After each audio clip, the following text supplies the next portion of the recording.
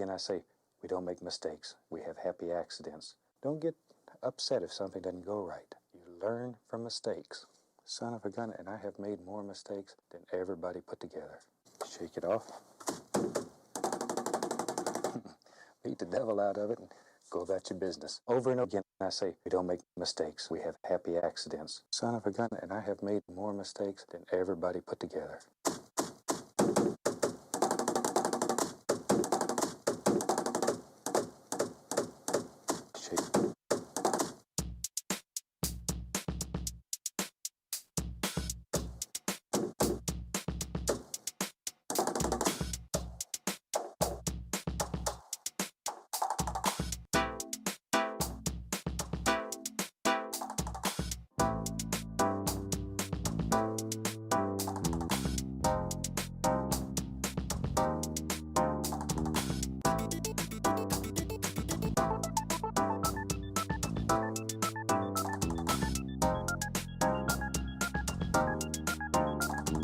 Over and over again.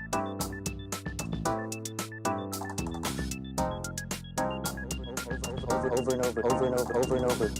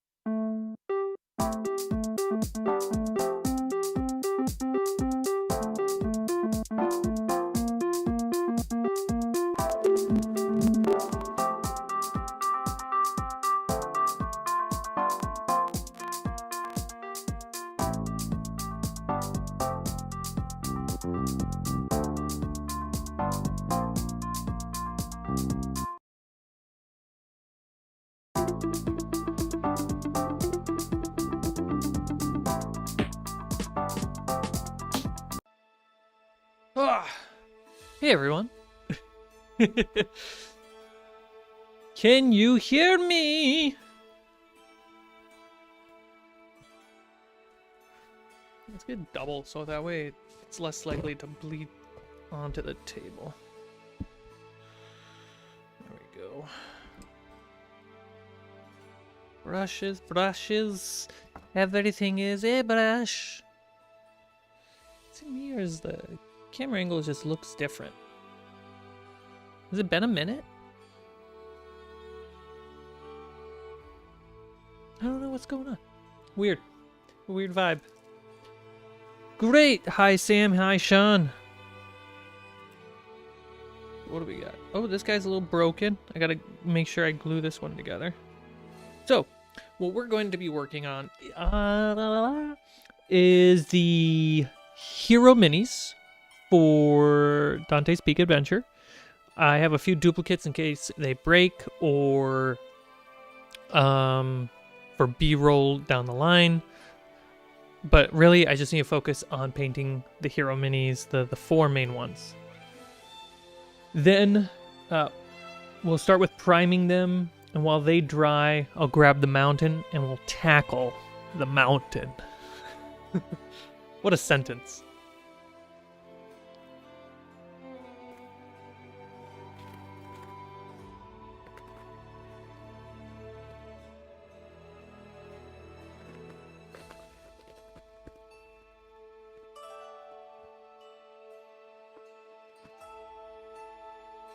And for everyone who watched or listened to the audio update on Patreon, the hard drive situation is a little clunky. I don't have a clear solution to it yet. But everything is backed up. That's the good news. Everything's backed up. We're all good. And my goal is to get the uncuts out ASAP while I work on the edited versions.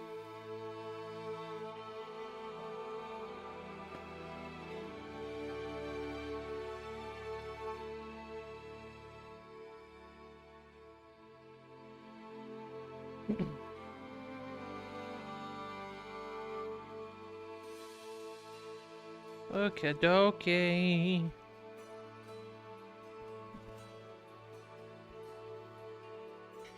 Oh, I don't have a palette. I'm so crazy.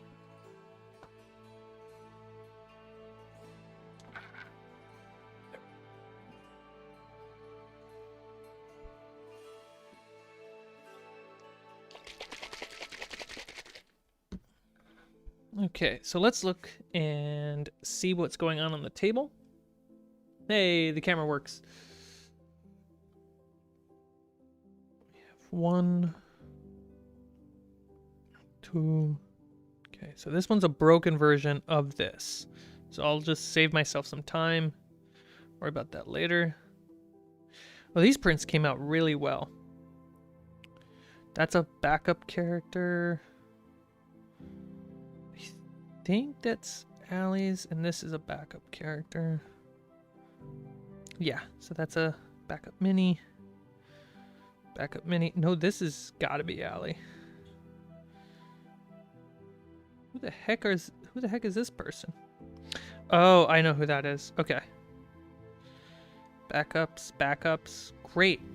So everything on the white pad is a backup. Put that over there. And we just have to worry about these 4.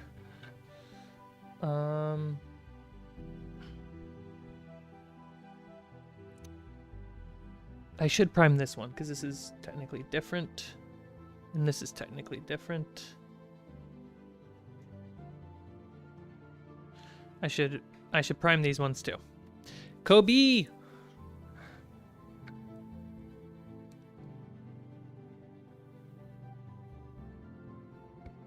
Last Tuesday, did I stream at 8 a.m. or 10:30 a.m.? I can't remember.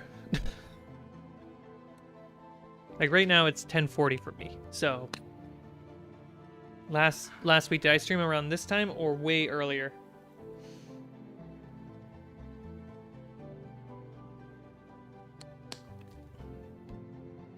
Okay, so I'm gonna give you guys a nice close-up of these minis. 8 a.m. Dang it. If I hadn't have stayed up late, I would have woke up early enough to do an 8 a.m. one. All right. Did you guys prefer that 8 a.m. one, or do you guys prefer the nowish time one? Come on, autofocus. There we go. So he's a little overexposed. But yeah, nice little. Go ahead and guess what you think the class is, and what the ancestry or the race is. So that's number 1.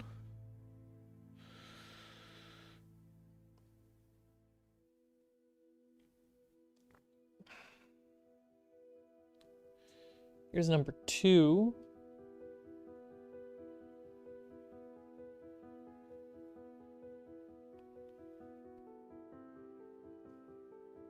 Go ahead and guess the class and race. It's okay to be wrong.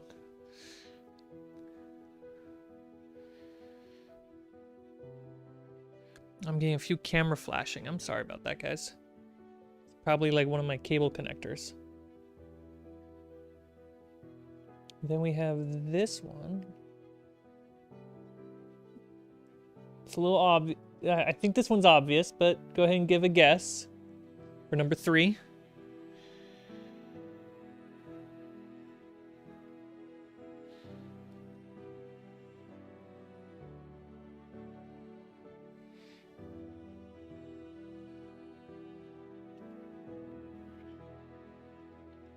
And then this one.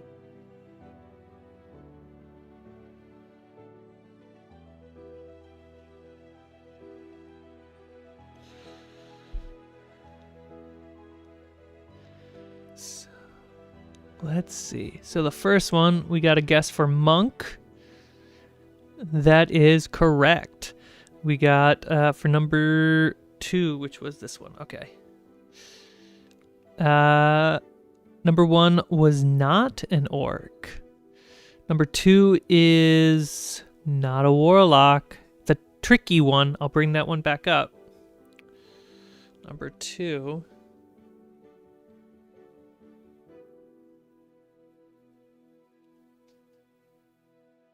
Give you a hint. It's a multi-class. Number 3 with the bow. Got Ranger, Wood Elf, Ranger. That's correct. We got a Ranger Elf. And then the last one, Cleric Halfling, Halfling Cleric. Close. We got a Cleric Gnome.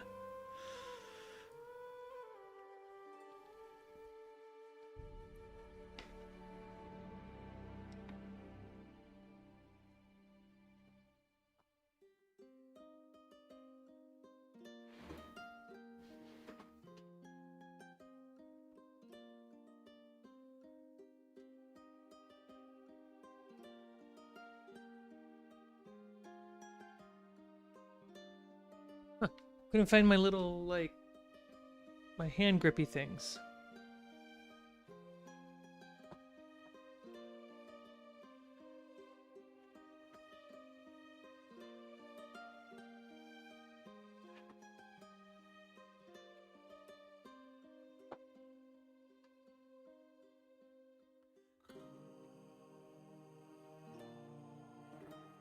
Yeah, they vanished. By vanished, I mean put somewhere where I can't remember. We got the guess for the split. We have Sorcerer Rogue, Artificer. Twin Steel, what is up? You're right. Could be a green flame blade. Hey, Twin Steel. Kobe, you nailed it. Sorcerer Rogue.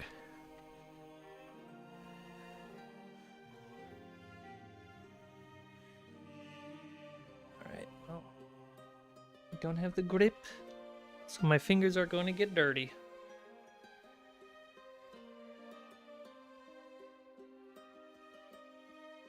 So we got our monk, our ranger, sorcerer rogue, and cleric.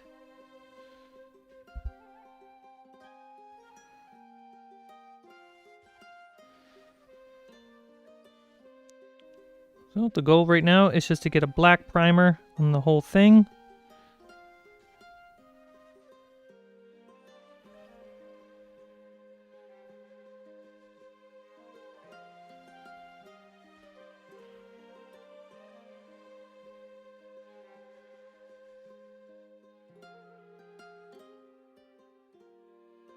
How'd everyone's weekend go? Have a good weekend? Good week so far?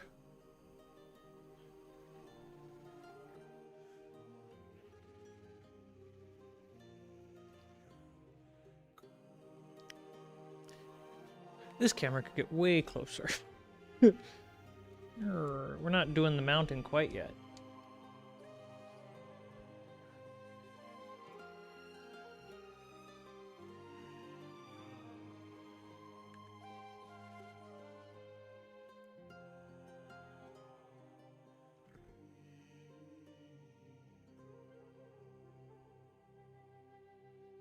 Hey, do you think that's better?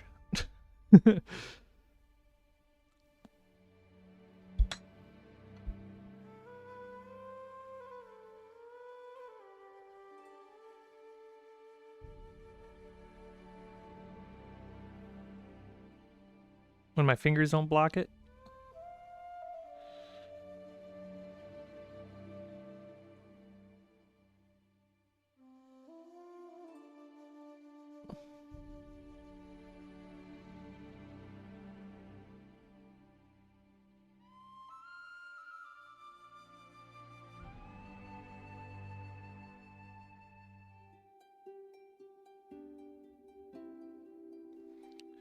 Cool. I'll do the base a little bit separate so I don't get too messy too quick. Weekend went well. Video popped again. Congratulations. We reached 4K views. Hot dang. That's what happens when you stick with a niche and deliver. Good job.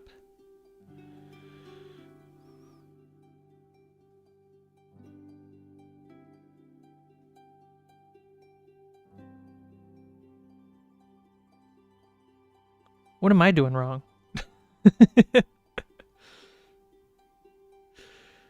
Making too many videos.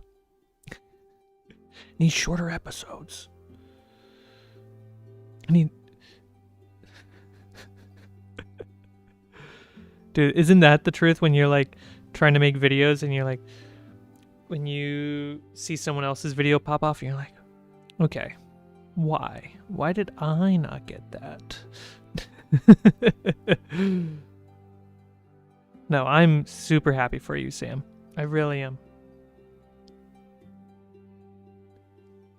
You're putting so much work into it and you're killing it.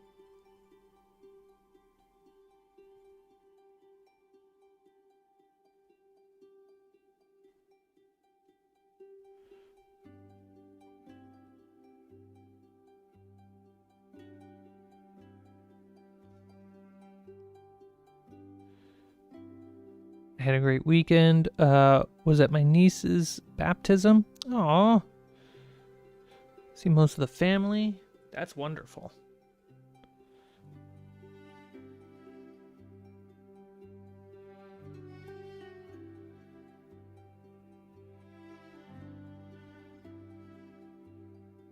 By the way, the players themselves make these in Hero Forge. Is it Hero Forge? Yeah, Hero Forge. And then we print them and paint them. And then I actually have the players paint them in Hero Forge. So that way there is a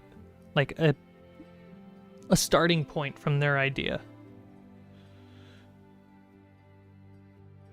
Shaking the cam. Good weekend, got time with the family.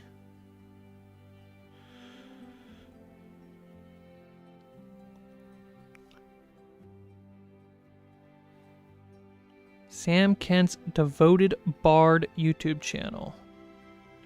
Correct me if I'm wrong, but it's basically all Star Wars, right? You're doing Star Wars wargaming, and you're editing it down in a cinematic way. And you're having fun with your brother, talking about Star Wars lore, or at least the Star Wars lore related to your wargaming.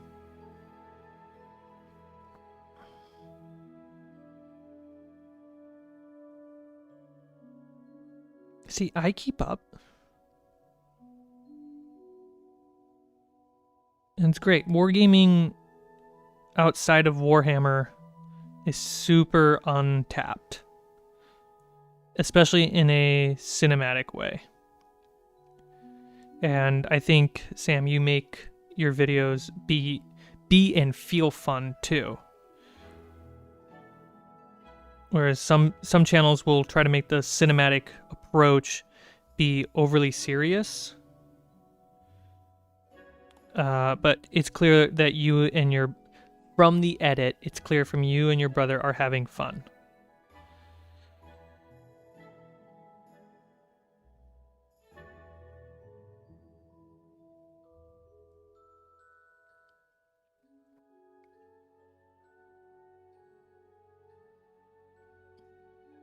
I think that's so important. It's part of that meta experience in Tabletop. It's just like, you gotta make sure you're having fun playing the game. And then you go the extra mile, making it over the top for the video.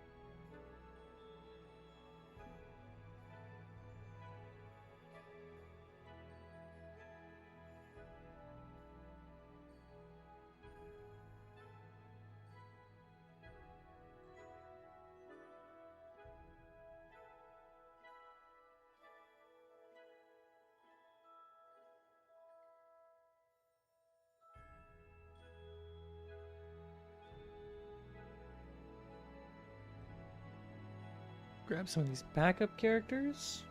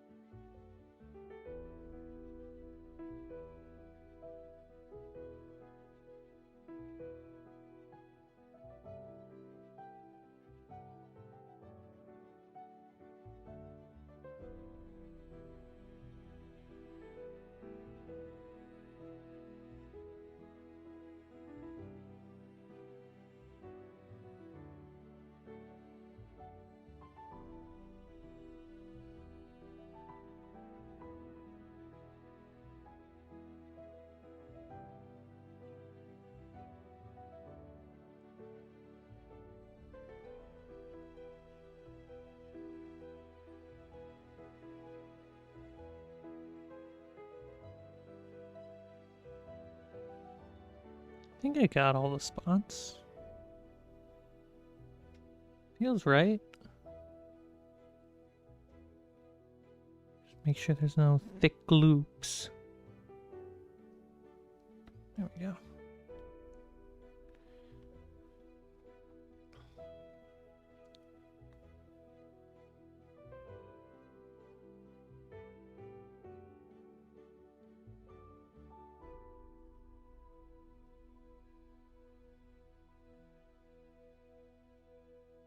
Get through filming that escape action video? Good evening, Sneaky. Filming that escape action video.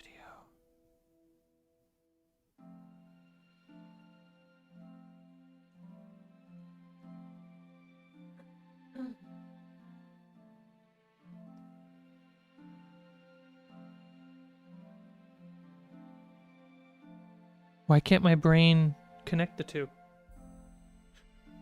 Twin, give me more context, because my brain ain't working.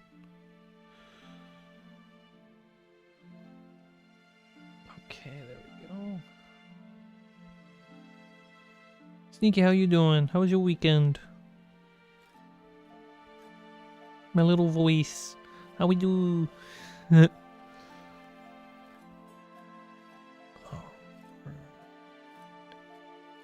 Mentioned some point revisiting your homebrew escape action. Ah, thank you. Yes. Right now, I think it would do better as I mentioned in the video. Oops, got my fingy. I mentioned in the audio update on Patreon that, and I can elaborate a little bit more here. After the fact, I was like, I should have added more context. It makes sense to move my talking heads to shorts and verticals. YouTube is constantly pulling on their levers and trying to make things that they want to be more successful on the platform than other things.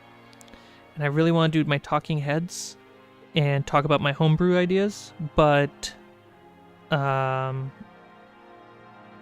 it makes sense from my perspective that I need to move them over to shorts, but instead of just like, toss them in the edit and re-edit them for short form, I'm taking the steps to practice and outline what makes a successful short video on YouTube, which then can be put on Instagram, TikTok, whatever, far easier. And so for the escape action homebrew, that's going to be super easy to apply to the script structure that I have just started. It just finished outlining, and just kind of like the base structure, the template, right? Like what formula to follow in my script structure. And now it's just time to adapt those ideas into that script structure, write it, and shoot it. That's the idea. So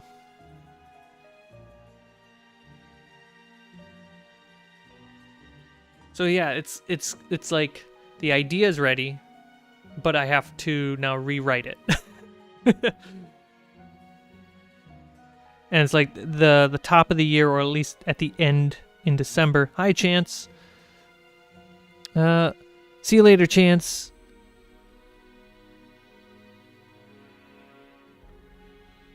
The end of the year 2023 and the top of 2024, I was like, great. I got all these talking head videos that I think will do well. And they're great ideas, but then I noticed that they perform better as shorts. And I was just like, it took the wind out of me, because I was like, that was so much work, and I can't just copy paste them into short form. I actually would need to put the work into making good videos at that length. So, yeah, it's a bummer. But I'm pretty confident right now with what I got.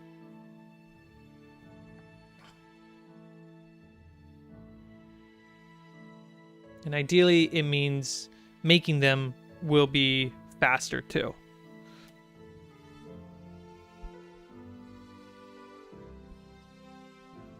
But I've simplified my escape action quite a bit. I think it requires effort of the players, but it's very simple now. Deflating is the perfect word. And if, we had a production meeting and we talked about that idea, because it was either it's going to hurt the channel if I keep uploading the talking heads, because we see it on the back end, or post them on a separate channel and just start a new channel, which I don't think is a good strategy. Or we shift. It could be a good strategy. It just requires even more work, more branding. And or just switch them over to shorts, which have we looked at the numbers, shorts have a really good, share the channel with new people. So it's like, well, why not? Let's try that out.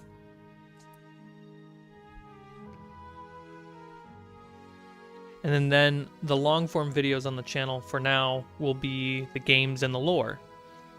And then these live streams. Ooh. He dried. Around his neck is still a little wet. But let me flip him. You can kind of read him a lot better. A lot more defined.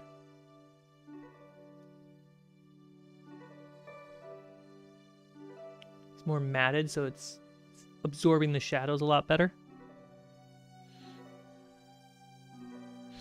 I'm developing short form content for the Tabletop channel. One thing I settled on was 3-minute-ish videos, scripted to have possible breaks at 1 minute. See, Sam, in the greater YouTube lingo, short form means less 59 seconds or less. Anything over a minute is long. What we do with Tabletop is essentially podcast.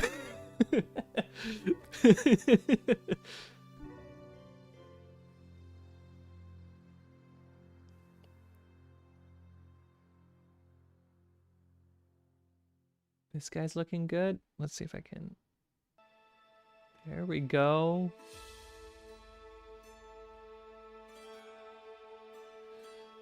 Sam gifting some membership. Sean gifting some memberships and Chance getting it. That's pretty funny. Thank you so much, Sean. Chance dunking in, dunking out.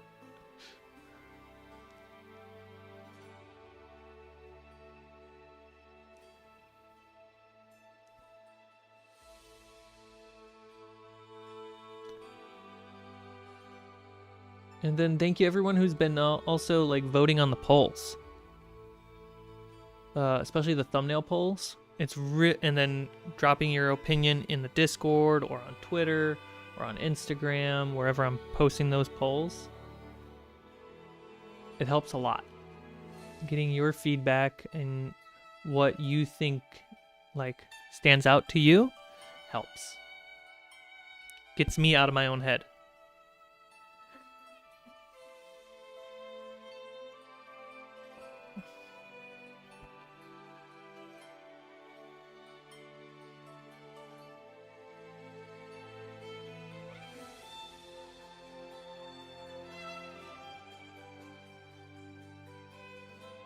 Three minutes does go on TikTok now. Yeah, up to 10 minutes.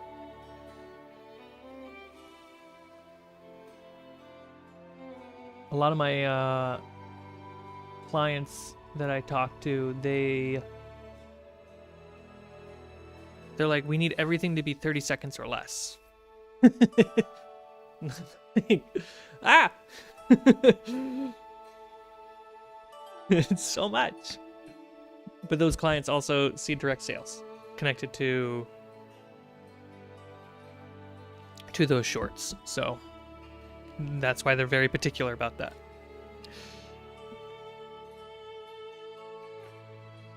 Cool. So these are primed. I'm going to push these to the side. Where are they? There we go. These are primed. And I'm going to push these to the side while I move the GoPro and grab the mountain to let these guys really dry before we try painting them. Will we have time to paint them in detail? I don't know. We'll find out.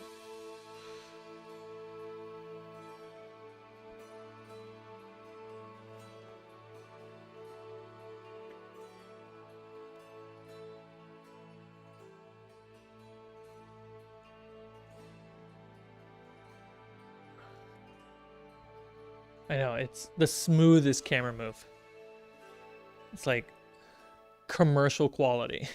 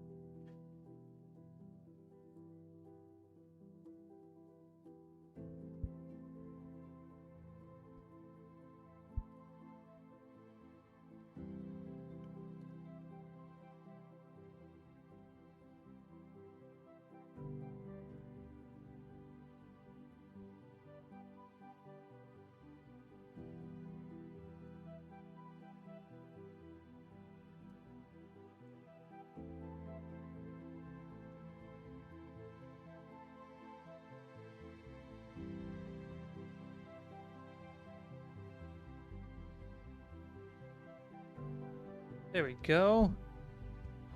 Finding the center of the frame.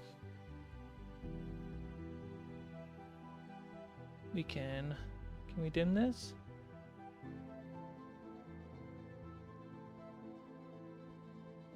There we go. Easier for you guys to see. But what about me? You know what? I'm just gonna angle this at the mountain. So you guys get you get two angles. Look at that. That looks nice.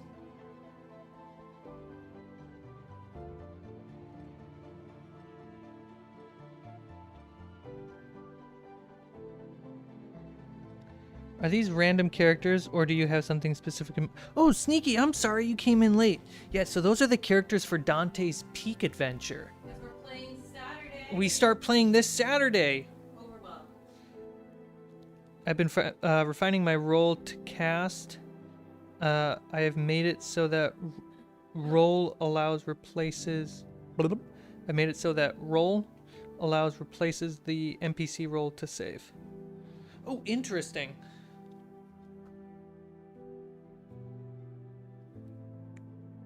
Dude, this is a great angle.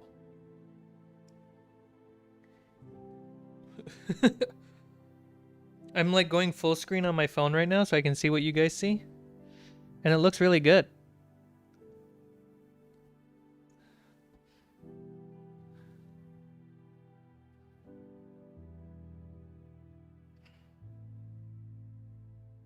All right, so we got a lot of layers built up on this. Right now, we want this to get, I think the final gray pass makes the most sense to me. And then grass.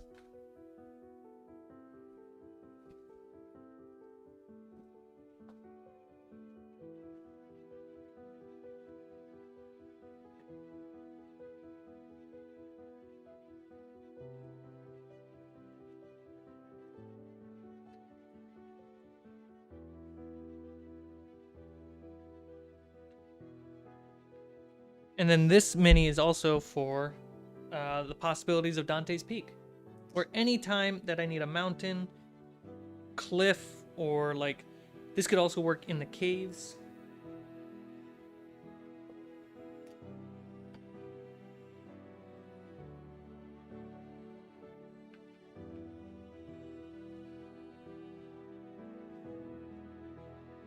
So what we're going to start with is... Oh, do we want gray?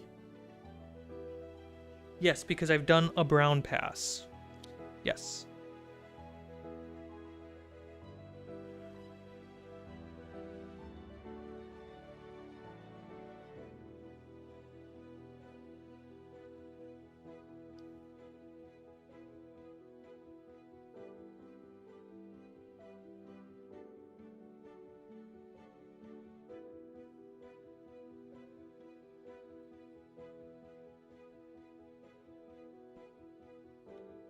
Miguel, what's up? How you doing?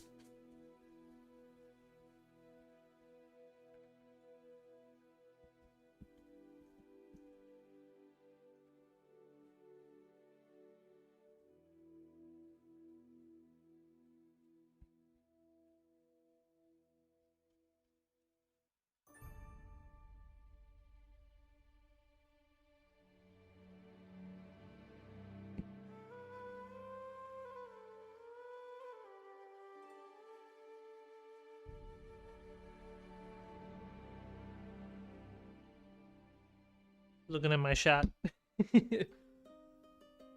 Quietly. I'm lurking on my own stream.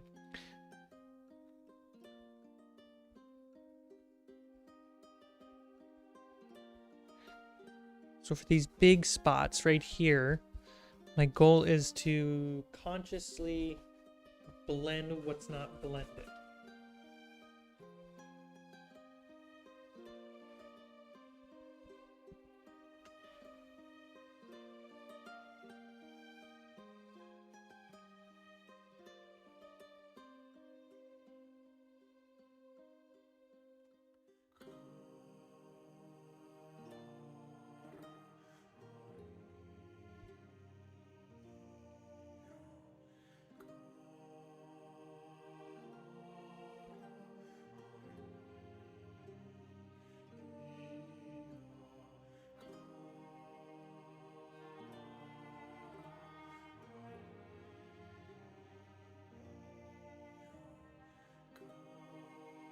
James, how's it going?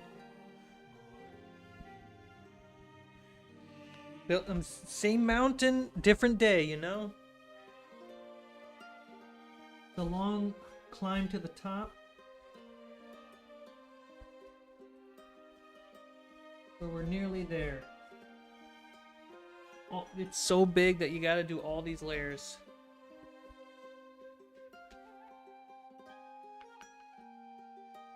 Did the color on this change? No.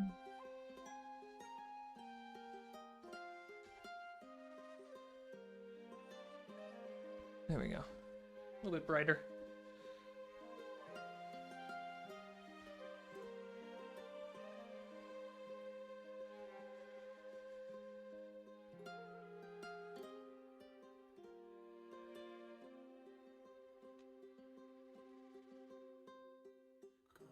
Starting a new campaign, Homebrew World. Very nice. Check out, if you haven't already, my Lord podcast with Chris. Take some inspiration. That's what they're there for. Inspiration and context.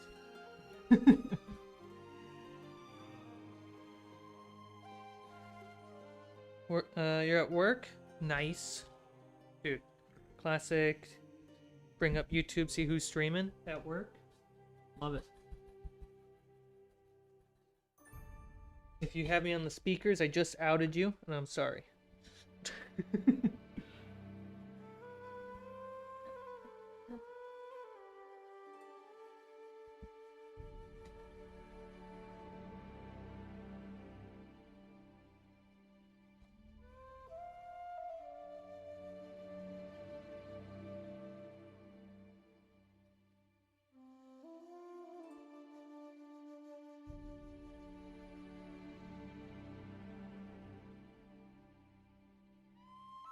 Thank you.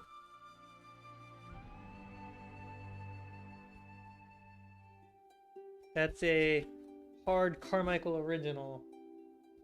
And I'm really proud of that idea because it is really beautiful.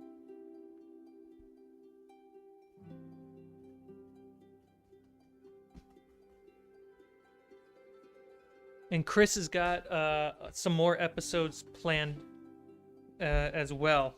He sent me a list of his ideas of what he wants to talk about.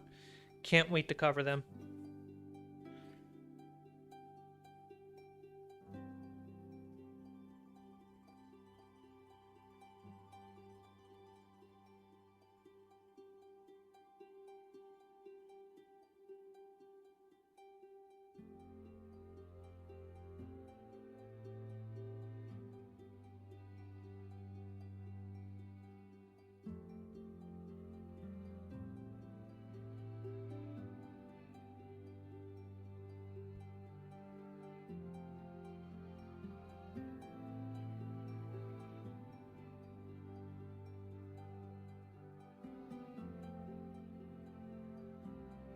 Just getting some weird angles. Give me a second. Enjoy what you see.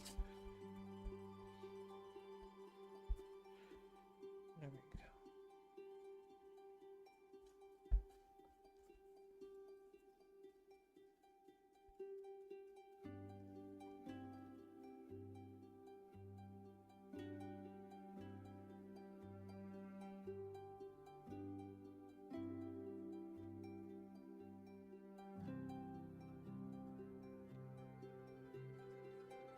Okay. Just reviewing it from the weirdest angle. Oh, the volume's low, probably because I'm not right next to the microphone. Like a fool. Like a schmuck. I'm sorry, guys. Not doing good enough.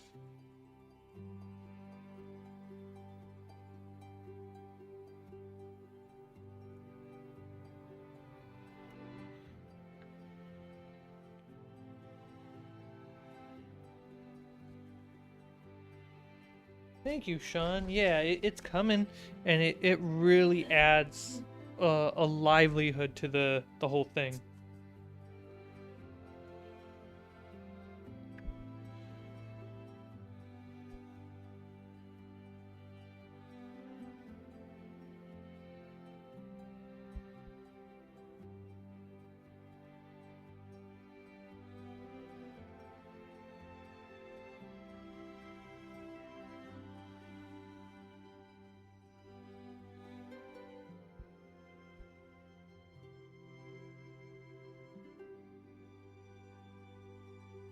Kind of just going off the bottom of everything and making sure it blends.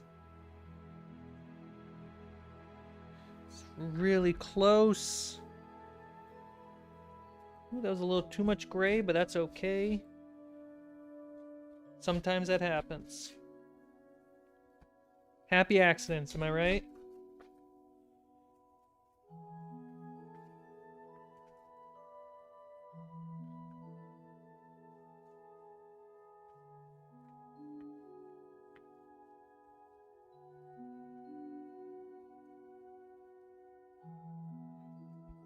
Thick. Great.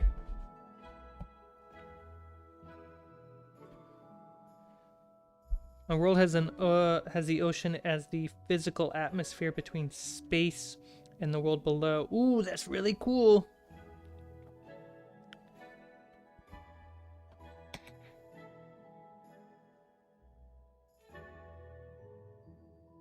Yeah, working out a aerial combat system that one of the players wants to use. That was some work. I used a mix of Sky Zephyra, who was a sponsor on this channel, and I used a little bit of Arcadia from MCDM, and we brewed something that he likes to use and that runs really well with Theater of the Mind. And by doing that, I had to create these different tier or levels of atmosphere. And once I was in the process of naming them, I was also world building the atmosphere of the world, and it was really cool. Once you get to like outer space or like the layer right before space, that's such an interesting spot of world building.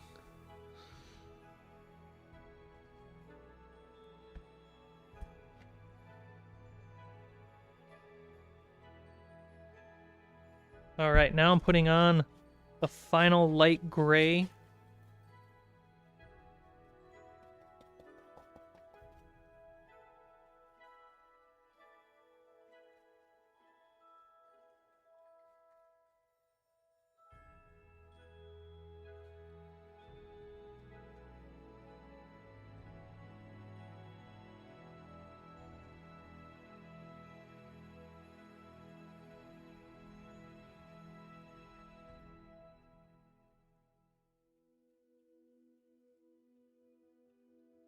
This is going to be really important for adding contrast as well as really capturing the feeling of rock, like an overall aesthetic, because we have the dark gray that blended everything.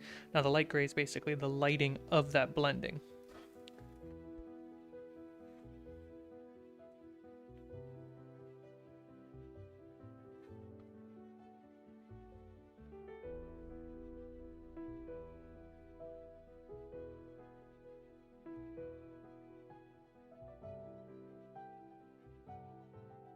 And I want the light gray to kind of bleed a little bit to the top.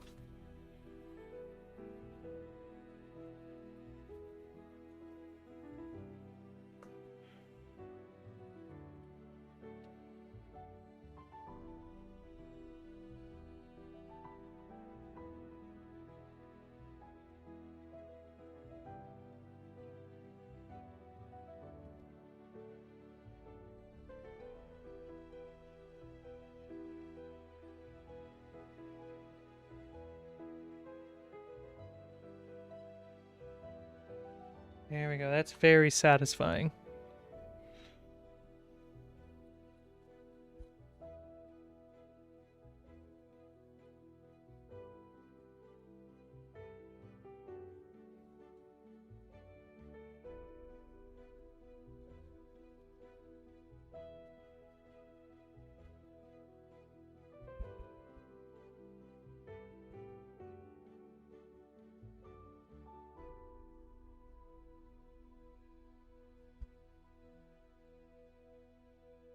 And that's really what we're looking for. We're looking for satisfaction in the aesthetic.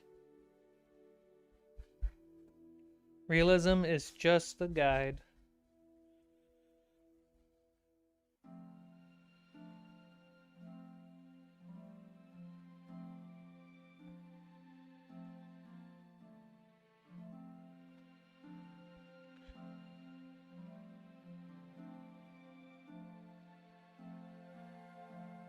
I have a shattered moon that for 5 days, a year, gets stolen by another celestial body, and then it returns it through meteors at the planet that with cool metals. That's terrifying. Good job.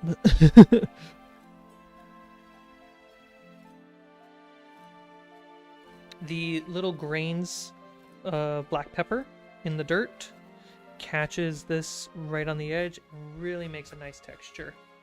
Wonderful texture.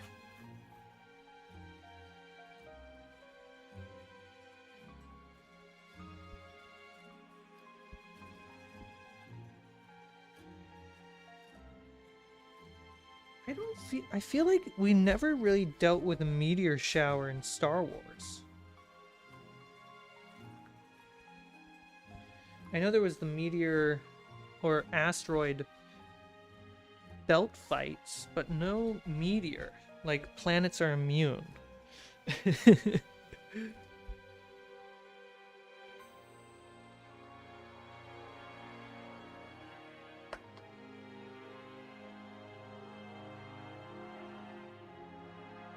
Johnny Buzz. Johnny, when you gonna invite me on your podcast, son? Gotta hang out.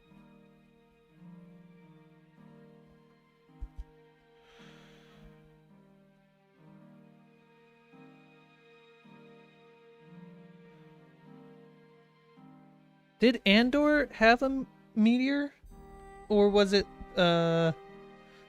just the Death Star?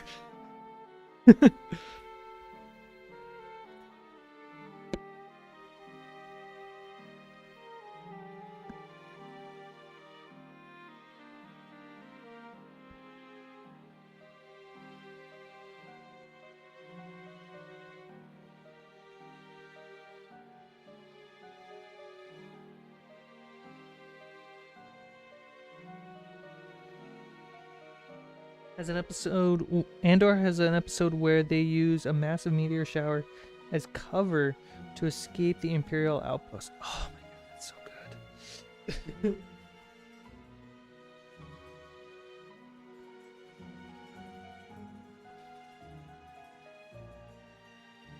You know, I was having this problem last night.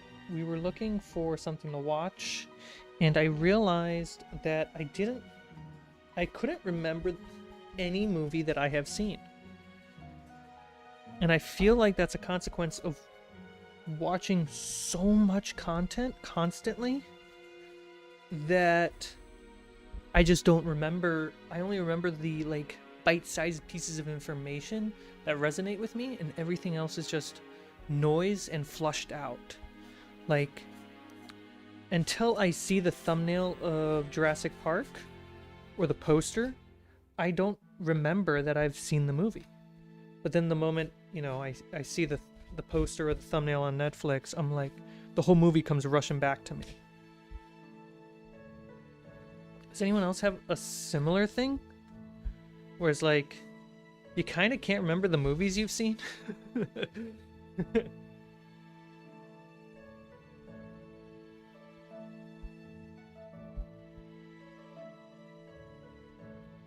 Dude, don't worry about that. Sometimes when you make stuff, things don't get posted. Sometimes when you're making stuff, you have to wait months to post again.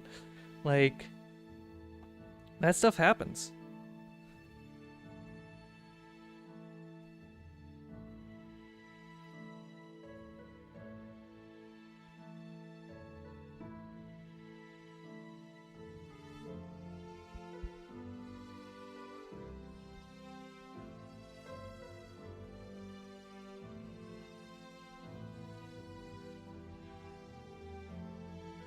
Alright, I'm pretty happy with this.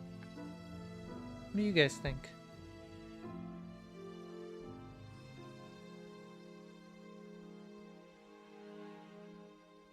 Just trying to get some more edging.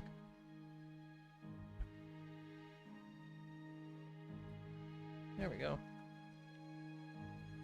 You got a nice mix of gray and brown as the main color scheme that we're seeing for these rocks and this dirt. But then when we look closely, we can actually see the layers of dirt and minerals underneath all of it. Boring. Just got in. It's been a while since I've caught one of these streams. It's all good, Boring. How you been? How's your weekend? Can you remember the last movie you saw? Miss 13? I caught up on Amity Island now, and I just wanted to say I love it. Amazing twist and super interesting story. Good job. Thank you so much, Miss 13. We have... I don't know how many episodes left for that adventure. We have 2 sessions left. So if you're not saying you have to be a patron, but patrons get the uncuts, and there are 2 more uncut episodes. So that means there should be around 2 to 3, so somewhere around 4 to 6 more episodes until the campaign is wrapped for you guys. And then this weekend we start recording the Dante's Peak, which has a sick name. I don't know if I should say the name or I should wait to tell you guys. I think I should just wait to tell you guys. It's a sick name. And then we have 2 one-shots that are I got to edit, and I'm going to try to edit those one-shots into like one big movie. Let's see. Rocks look good. I just don't watch too many movies or read too many books. Been kicking myself for that. Yeah. Lord of the Rings is kind of a good go-to for background. I was just like, this is relaxing. Looks like a rock.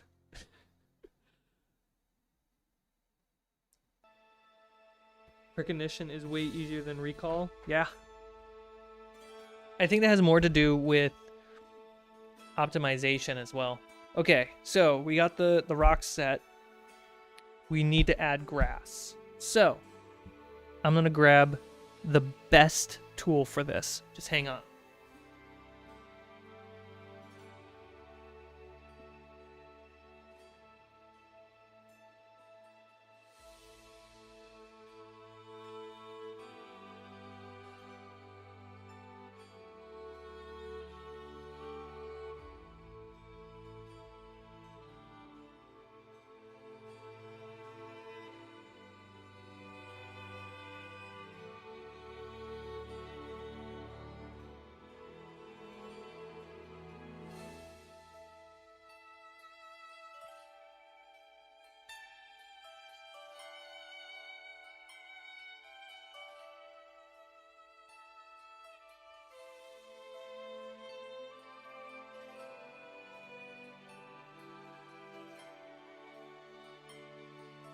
All right, everybody ready?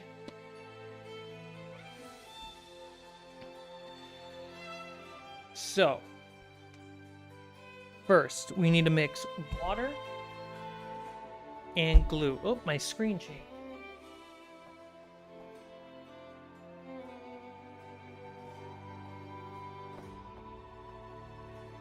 So I'm going to put some glue in this water bottle so I can spray the glue down. And we're going to use dillweed. It's my favorite grass texture. And the minis are top tier. Love the LEDs. Oh, thank you so much. I go ham. I cannot wait for you guys to see Lost Mine of Colossus and The Haunting of Ruby Minis in one shot. I go so ham on the minis and the LEDs.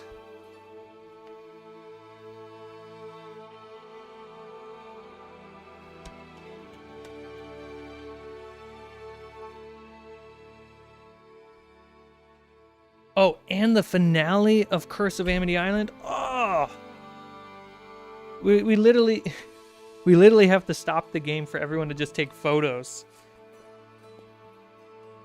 Oh man, the dill smells so good.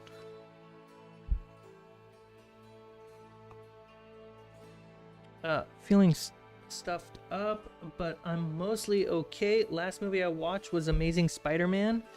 I've never gotten into the MCU. Thought I'd try to start from the beginning. Well, if you want to start from the beginning, you gotta go to Spider-Man with Tobey Maguire. Heard the new Spider-Man were in one of the newer movies, so I started there. Smart.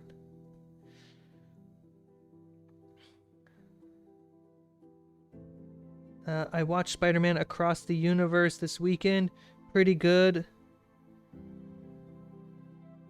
Not very long, so it's an easy watch. Do you mean Into the Spider-Verse? Because I found Across the Spider-Verse was really long. Not to shoot that down. It was beautiful, and the story and the characters were great. Okay. And then, Miss 13, this mini, a lot of the minis on the stream, I don't know if you are often on the stream, the minis that we paint here, I say, because you and I paint them together. happen on the stream, so you can get always a future sneak peek. Just like some of the hero minis for the Dante's Peak adventure. Yeah. Okay, so glue. Where do we need grass?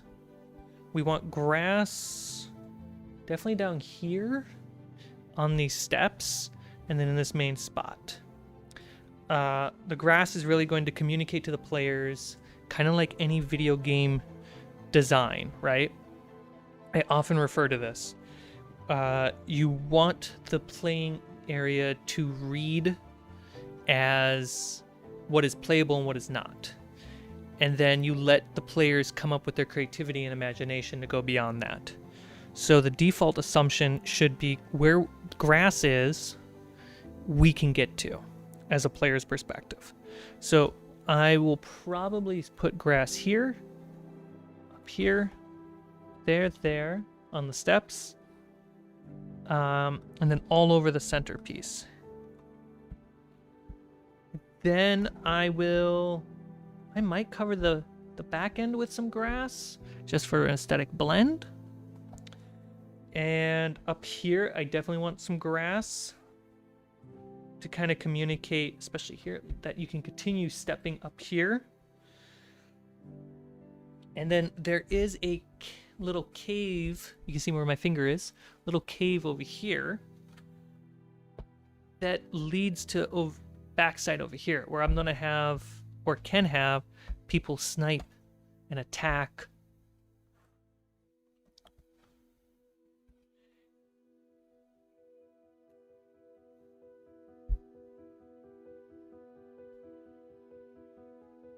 Okay, so let's put some glue in the water bottle.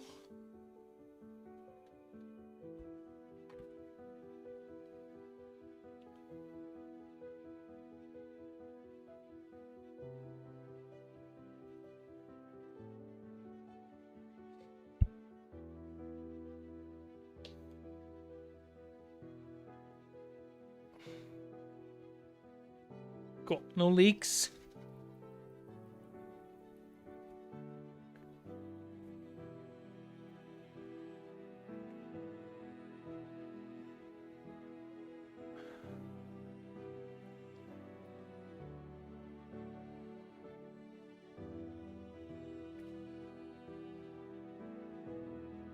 Aggressive. Okay.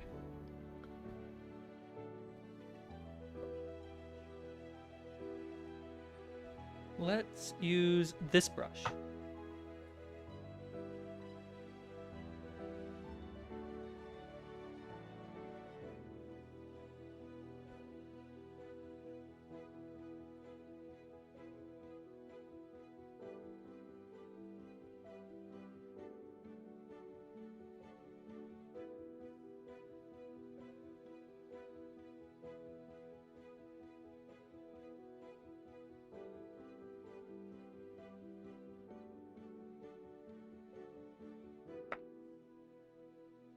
Right. Now we make the mess. The delicious smelling mess.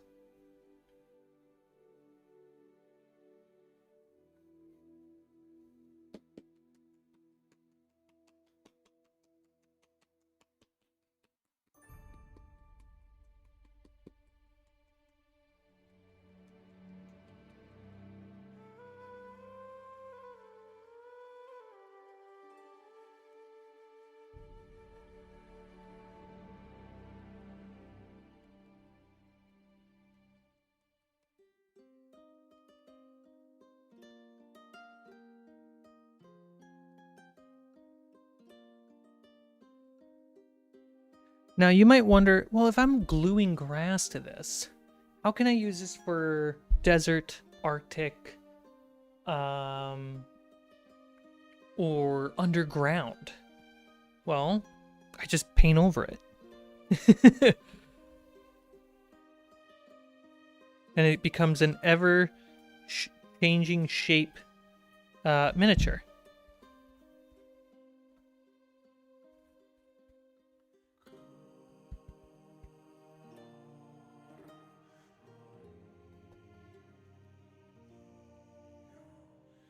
Snow is pretty easy. You just put white on top of this.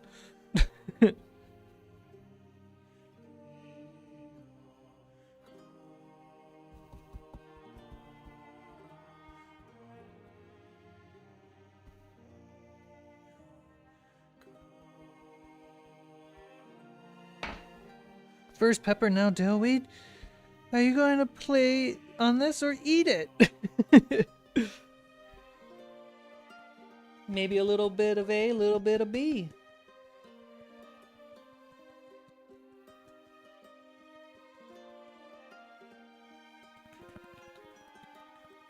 Now, dillweed is far cheaper than most of the grass terrain you can get. And as long as you're not allergic, you're good.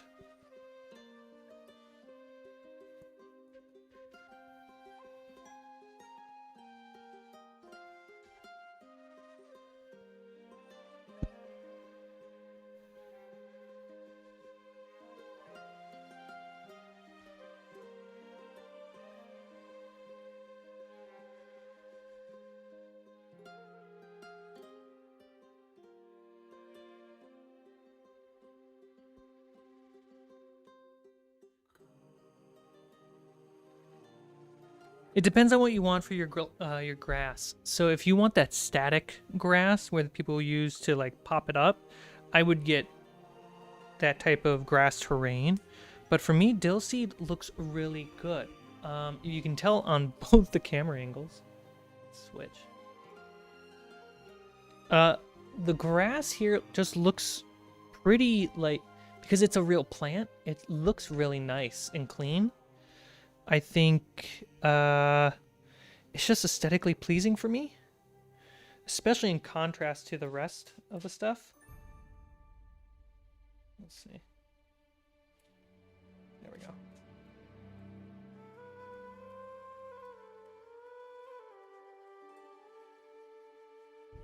That got flooded.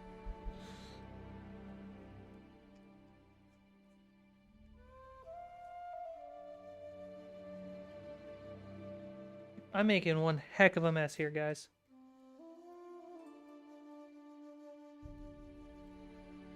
I do prefer it.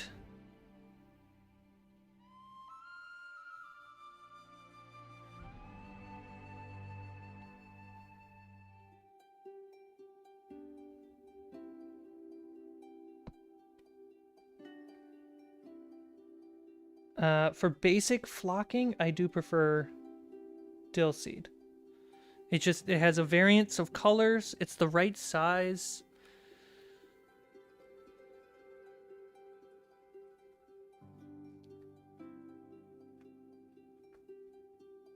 And now, what I'm doing is going through these smaller rocks. Going through these smaller rock spots right here, and just trying to get the rocks free so we can see them.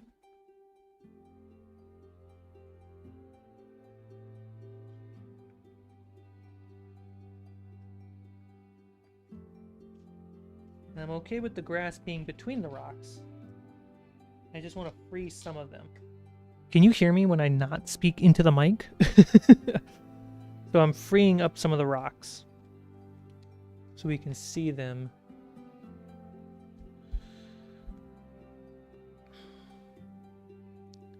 Next time, just use potatoes instead of foam.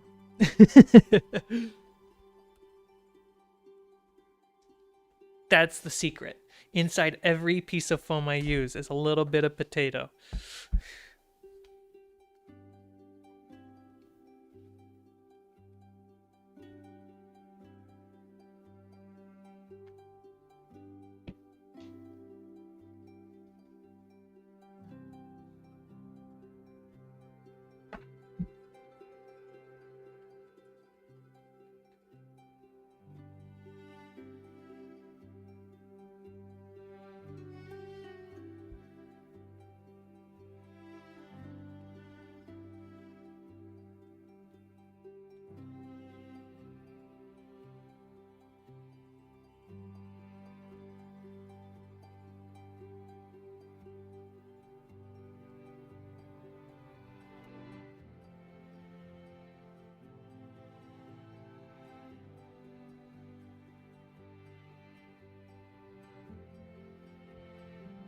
Butter dice?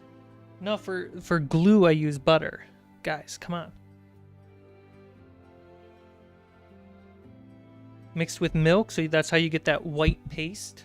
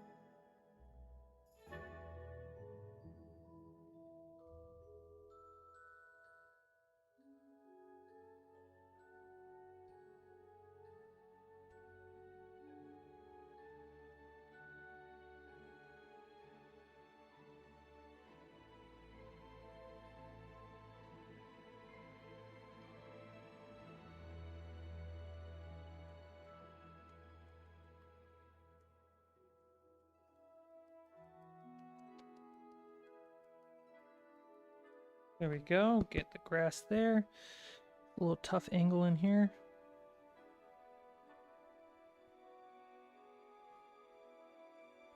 There we go.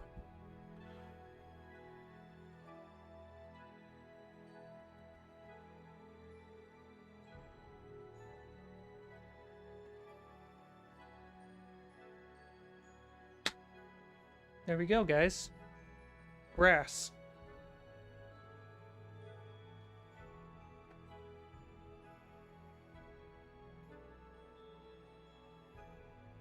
Missed the part where you created those little rock.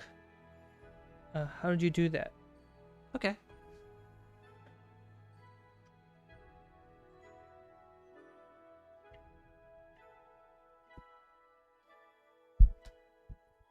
I will tell you.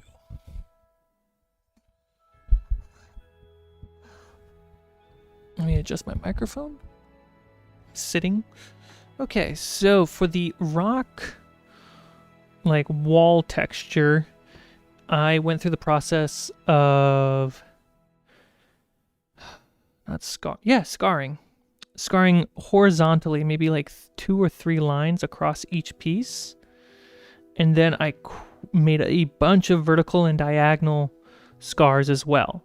And then I took the corner of my ruler or the flat side of my ruler and really just pressed it off to make these jagged little broken rock styles.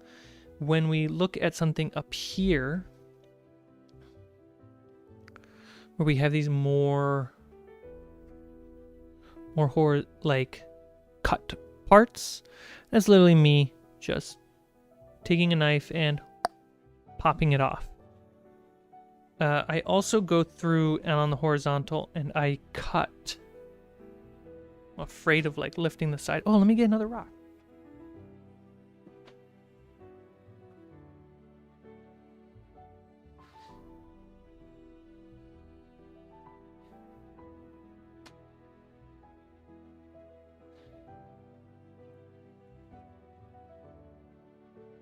So with these rocks as the example.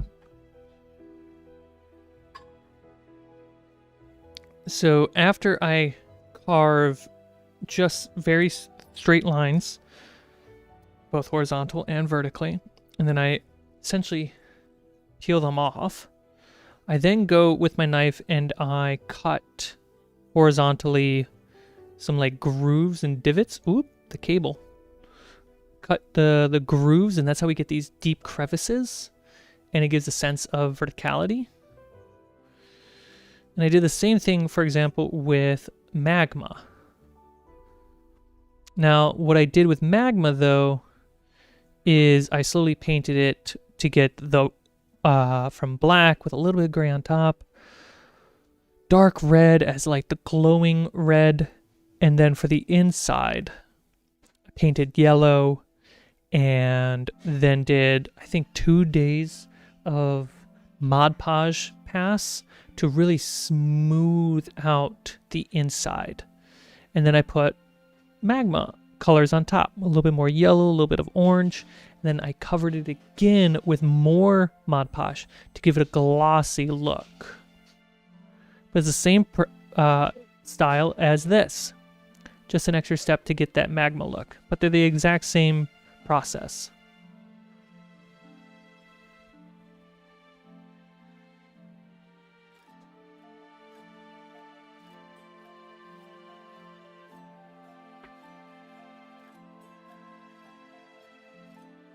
Luna's trying to get in on the stream. Well, it's about her, it's not about you. Yeah, I know, but like, come on, Luna. Gosh.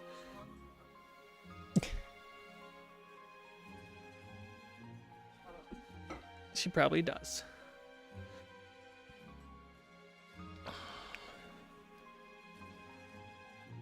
Brickmaster, seasoned rocks.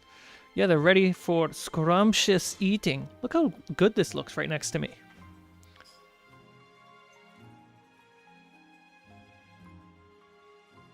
I was wondering more about the rubble. That's laying on the ground. So the rubble's a lot of fun. So in the process of carving the sides of the rock like I described, you get a lot of small scraps and broken pieces of foam. And I basically ripped those up even further, and I glued them down where I think the piles of rocks would be. So they're the same foams that came from these rocks, and I just scattered them where I wanted more rocks to be. So it's a lot of, like, use your scraps.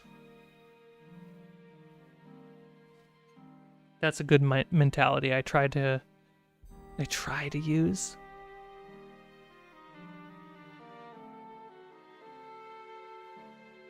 You could just use rocks.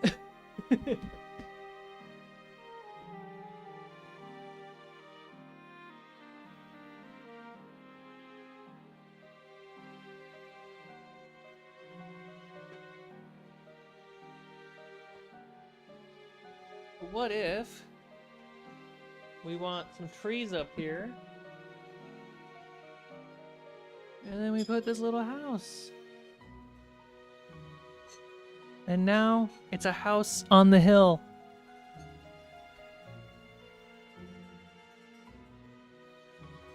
Oh, that looks so cool.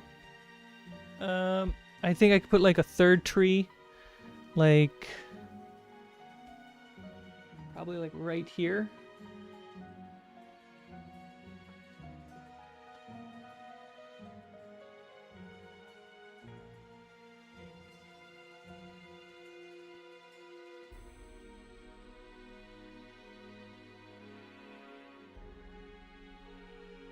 It uses up my playable space though. Yes and no. The trees can get knocked down by a giant monster.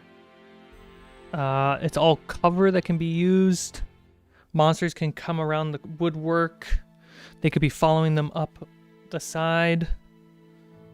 It just changes the dynamic. You really can't...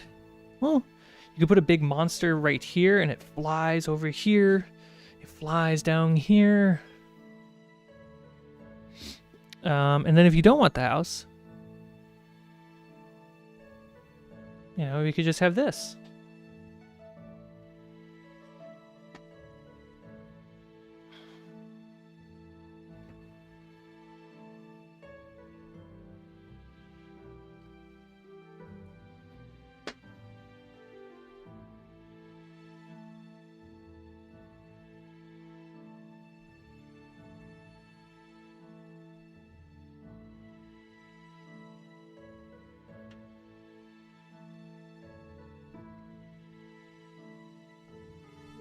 What if there's a guard tower? There's a ladder to get up there. We have a nice little bridge right there. And we have a nice little bridge right over here.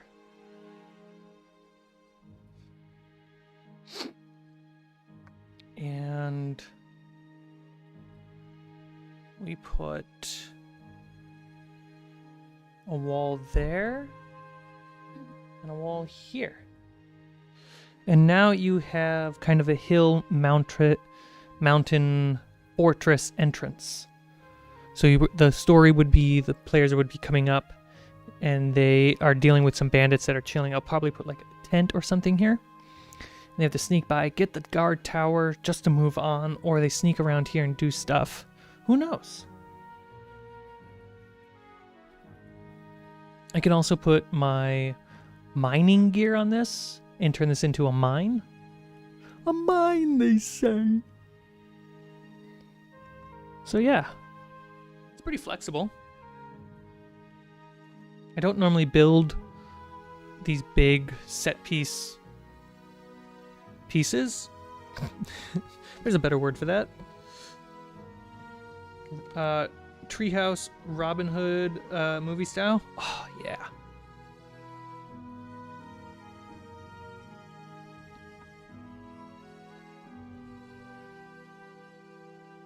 Put some of this stuff away.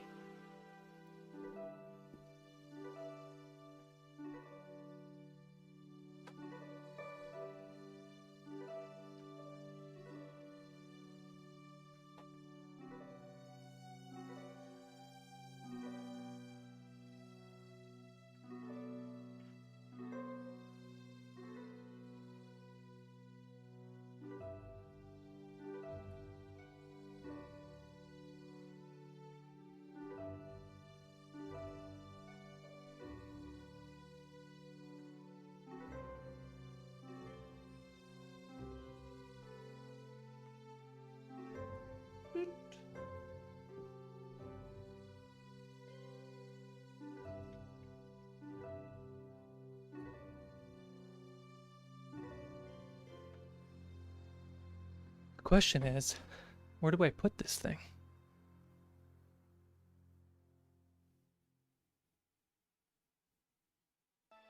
No, I know exactly where to put it. I see the spot. Set pieces, yeah. I would say landmark set pieces.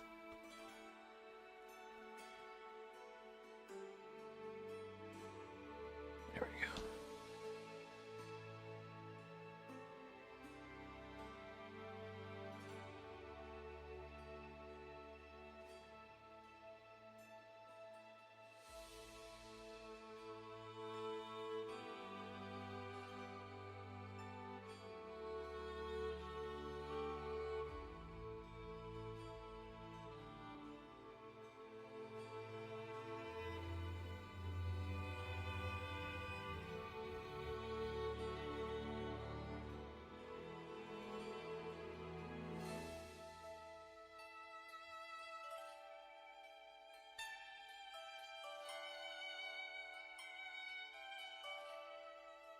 Cleaning off the sides.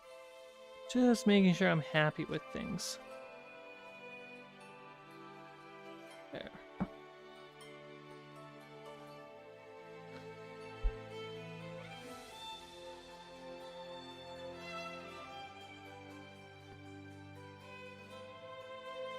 Yeah, I'm happy. Why do I get the feeling that after stream, Cmike is just going to keep playing with his new dollhouse? No, I got stuff to get done. I wish I could keep playing with my dollhouse. But in person, the colors from the minerals look really nice. You can see the layers of brown, the blue cold that we had a while back on here.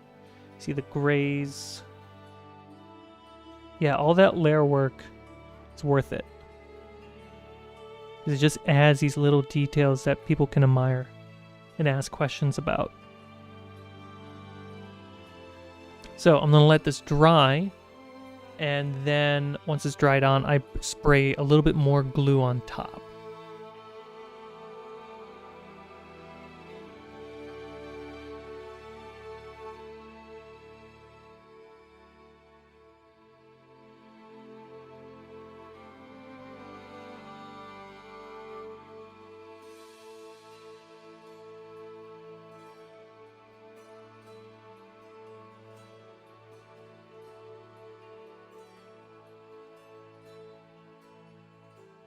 Really, really interesting thing to do is to go back to the beginning of the mountain part 1 stream and really look at how that thing was like constructed and recycled and scraps were getting put together, and comparing it to now where it's one cohesive piece. It's really cool.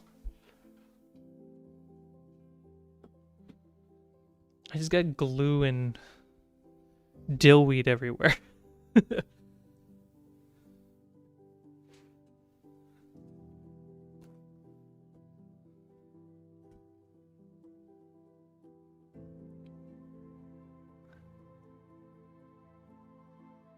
Is that the kind of scale that I would want for Saving Prince Ryan? Oh, yeah. So, the set pieces for Saving Prince Ryan, I would want to... I have the beach base mat, no problem. But I would want to build the wall with some, like, bases or camps on top. So that way we can have archers and wizards just shooting down magic and arrows. Then I would say, similar to that house, I would want to build like a church or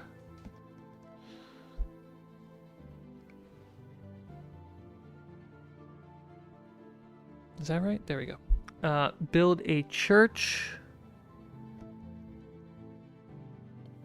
And I think like some shops, so like double story pieces, so we can feel like we're in a city. And I would probably also make those dilapidated, so that way it looks like we're in a ruined city, or at least like one of them is destroyed. Then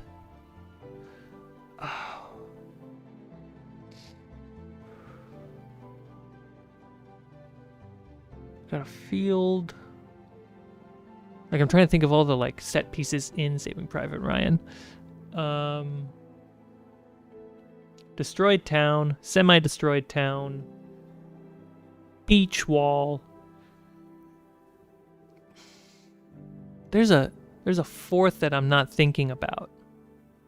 But that's okay, you know, story beats come in 3. But having a fourth one as, like, an extra one is good.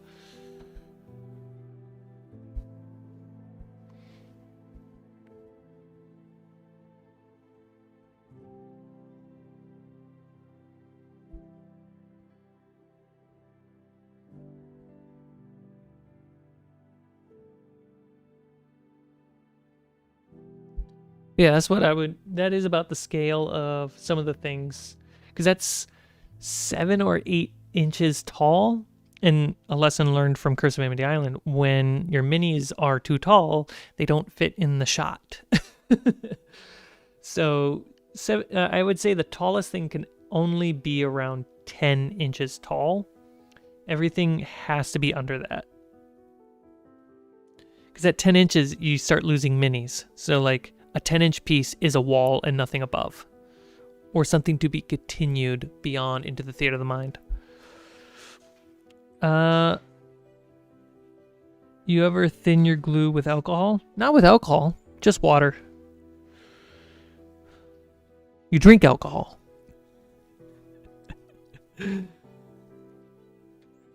Time-lapse? Time-lapse could be a good short.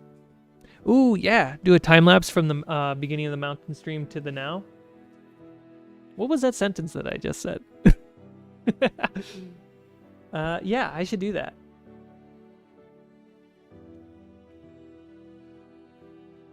Oh, it would be so great if once we can get to that.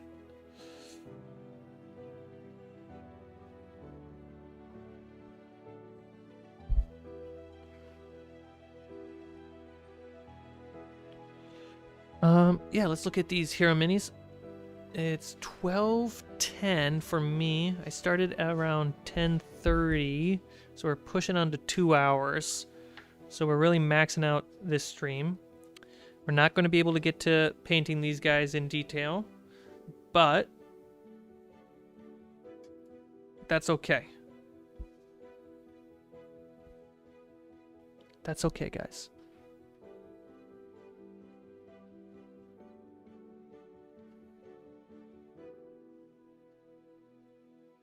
To the now. Okay, top down.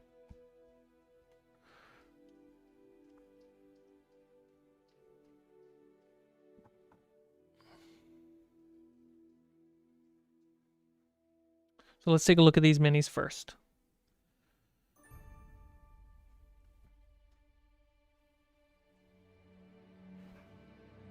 I can hold it just right. So we have the monk.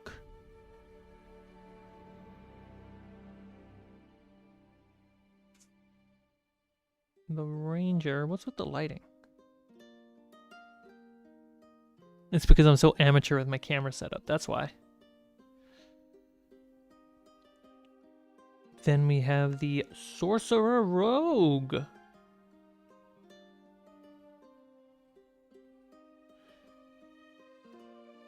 And we have the gnome cleric.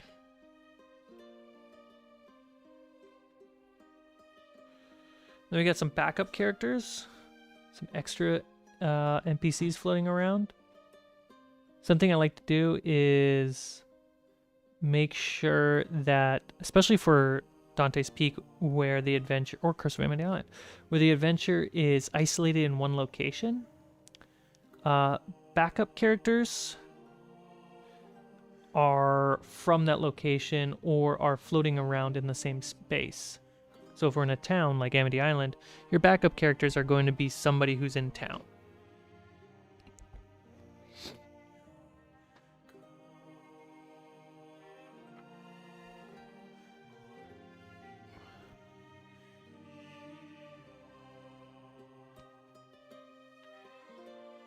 Okay.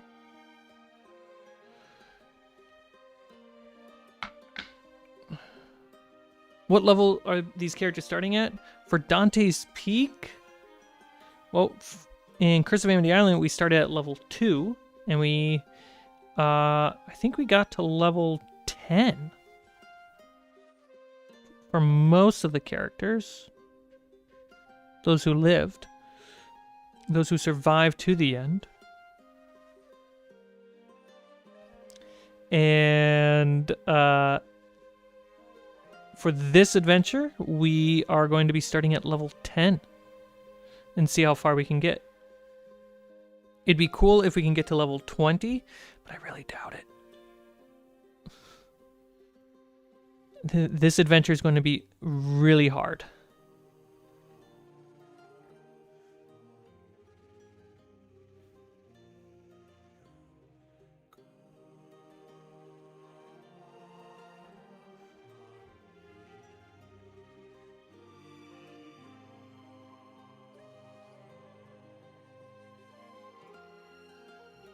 A big thing that I like try to think about in the difficulty of the games is the fact that on other D&D shows, it can feel like characters have plot armor because we want, as players, we want to enjoy our character to the fullest.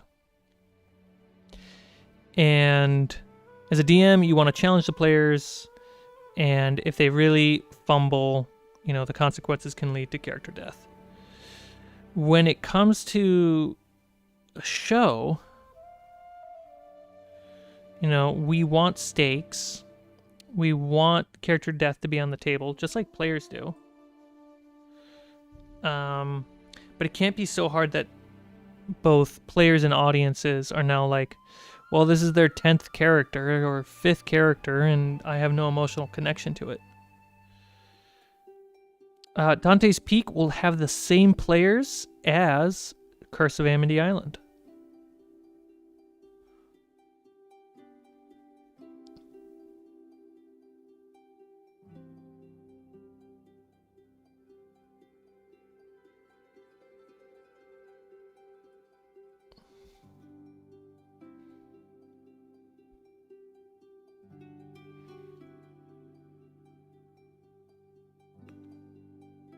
Oh yeah, my hope is that right off the bat we get stuck in crunch so fast. But we've also talked about how we can improve our role-playing and make sure for the edit, at least the edited version, we have more story-based narration for our actions and our choices. So it's like, because it's going to be so crunchy, we put some extra effort, like when we make an attack, when we make a miss, when we roll high or low, doesn't matter. We try to do our best to narrate those things. So that way, the edited version isn't just us doing math. If you want math and story, that's what the uncut is for.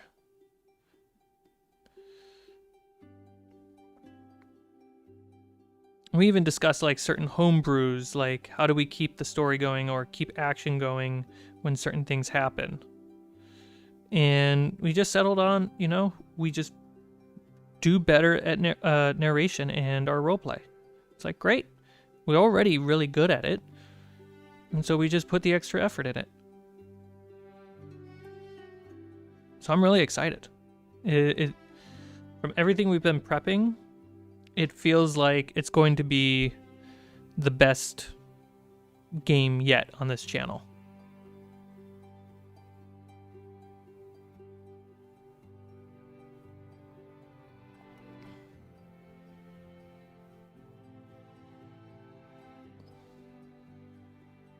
And if you've been in the Discord, you can see that the color palette for this next adventure is going to be drastically different.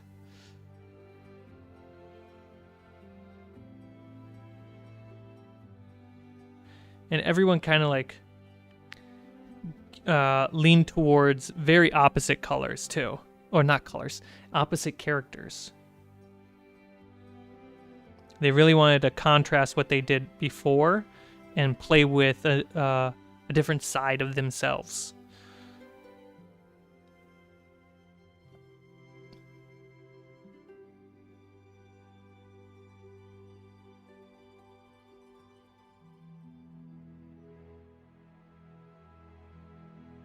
And I think we're going to have even not shorter sessions. Well, a little bit shorter sessions, because I find that around, the 4 to 5 hour mark, I get exhausted as a dungeon master. The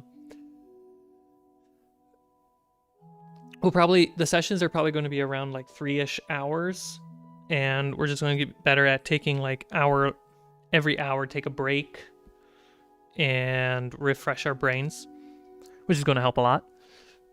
But there are going to be fewer sessions. And the reason for that is just scheduling, but also I really wanted to practice as a DM to really skin down everything I could think of for the plot. Just get it as thin, squeeze out as much as possible. And then have the core plot elements, and then let the players fill it up with their characters. And so it's a practice for me is to keep the machine moving. Keep the story rolling, as one would say. Cool. So we have all the bases blacked out and primed. The minis are blacked out and primed. They're, I would say, in about an hour or so, they'll be ready to be painted. So what might happen is tomorrow I want to go to somewhere that I don't want to go to, but I need to go to. And so I might not stream tomorrow, but maybe Thursday I stream. Who knows? We'll see. Because I want to get them far enough along that they can be used, and in the words of the late departed Nightbot, don't forget to like the video. Dude, where is Nightbot? Yeah, I'm probably going to try to find another time to stream this week to paint them.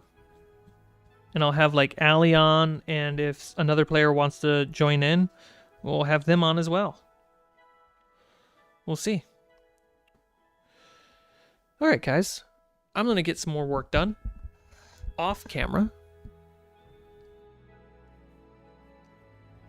There we go.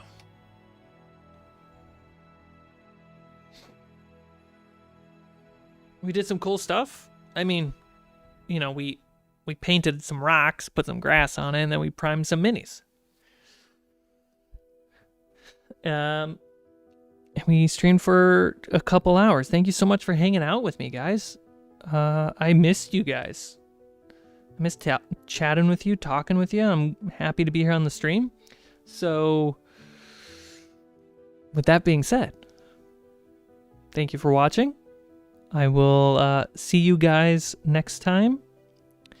And in case I don't see you, have a wonderful day, evening, and of course, good night. Over and over.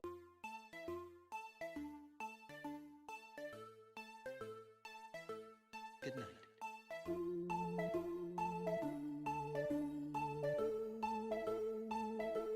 Good night. Good afternoon. Good evening. Good night. Good afternoon. Good evening. Good night. Good afternoon, good evening, good night.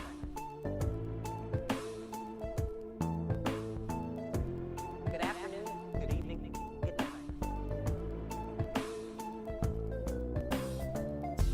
Good morning! Good morning! Good night. Case that don't see ya. See ya. See ya. Good afternoon, good evening, good night. Good morning! See ya. Good morning! Good night. Case that don't see ya. See ya. See ya. Good afternoon, good evening, good night.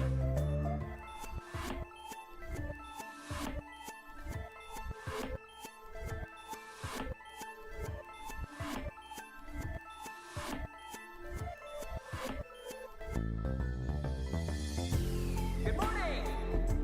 Good night. Good morning! Good night. Case that don't see ya. See ya. See ya. Good afternoon, good evening, good night. Good morning! Good See ya. Good morning!